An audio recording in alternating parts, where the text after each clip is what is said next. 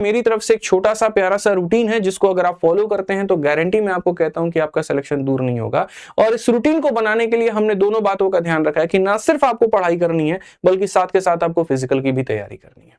वो रूटीन कुछ इस प्रकार से शुरू होता है कि सुबह 5:30 बजे उठ करके आपको एकदम रनिंग और फिजिकल की मेरे भाई तैयारी करनी है, ताकि ये लास्ट समय में एकदम आपके ऊपर में प्रेशर ना हो, भागम भाग ना हो और एकदम आप फिजिकली जो है वो फिट रहे। उसके बाद जब भी आप मॉर्निंग में आते हैं 7 बजे, 7:30 बजे, 8 बजे, तो मॉर्निंग के समय जो दिमाग होता है वो ज्यादा एक्टिव होता है। साइंस भी ये बात कहता है कि मॉर्निंग के समय चीजें जल्दी से याद होती हैं। तो मॉर्निंग के समय में जीके और करंट अफेयर वाला जो पार्ट एकदम फ्रेश माइंड के साथ में आप उसको रखिए और याद करिए। वो गलती मत करिए जो बाकी लोग करते हैं कि सुबह में क्वेश्चन सॉल्व करने लगे, टेस्ट लगाने लगे, मॉक टेस्ट करने लगे। ऐसा एनर्जाइजर का कोई जरूरत नहीं है। आप याद करने की चीजों को रखेंगे तो फायदा होगा। दोपहर के समय, डे का जो समय होता है उसमें थोड़ा आलस अपने चरम पर होता है, क्योंकि खाना खाने के बाद में ठंडी के दिन में नींद आ जाती है। तो इसीलिए उस समय पर मैंने मैथ्स और रीजनिंग रखा है कि जब आपका कलम चलेगा, जब आप लिखना वाला काम करेंगे तो उस समय आपको नींद नहीं आएगी, नींद आपके ऊपर हावी नहीं होगा और आप यहाँ इन 2 विषय के ऊपर में अपना बढ़िया से काम कर पाएंगे।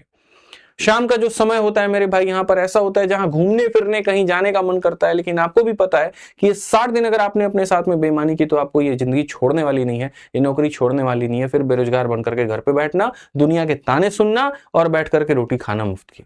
इसलिए शाम के समय में किसी भी हाल में तुम्हें अपना जो एक भाषा, चाहे हिंदी है तो हिंदी या इंग्लिश है तो इंग्लिश, उसको ले करके रट्टा मारने वाला पूरा काम करना है। चाहे तुम्हारा पर्यायवाची शब्द हो गया, चाहे तुम्हारे विलोम शब्द हो गए या तुम्हारे अनेकार्थी शब्द हो गए, सारे के सारे मेरे भाई आपको बैठ करके इसमें याद करने पड़ेंगे।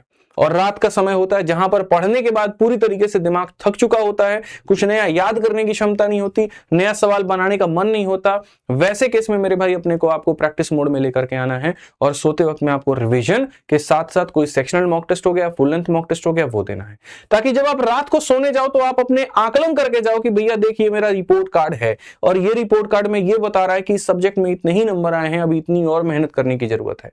ताकि उस आधार पर रात में फिर प्लानिंग करो और फिर अगले दिन की शुरुआत मेरे भाई तुम्हारे एक बढ़िया शेड्यूल के साथ में हो, नए टारगेट के साथ में हो और उसको मेरे भाई आप फॉलो करना एकदम शुरू कर दो।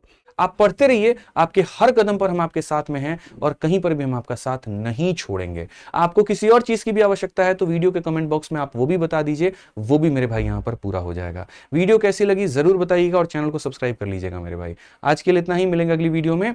जय हिंद भाई, धन्यवाद।